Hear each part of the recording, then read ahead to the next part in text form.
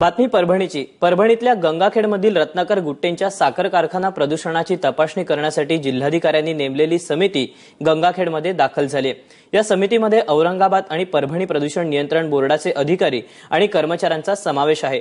रत्नाकर गुट्टेंच्या कारखान्यातील प्रदूषित पाण्यामुळे त्या भागातील मच्छीमारी धोक्यात आल्याचा आरोप स्थानिक मच्छीमारांनी केला। त्यानंतर गुट्टेंच्या समर्थकांनी काही मच्छीमारांना मारहाण केल्याचं समोर आल्यानं गुट्टेंविरोधात गुन्हा दाखल करण्यात आला होता।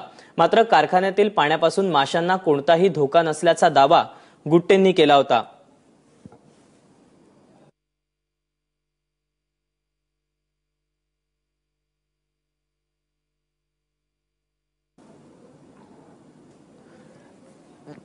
या सगळ्या संदर्भात माहिती देण्यासाठी विशाल माने आपल्याबरोबर। विशाल, या सगळ्या संदर्भात काय अधिक माहिती तुझ्याकडे?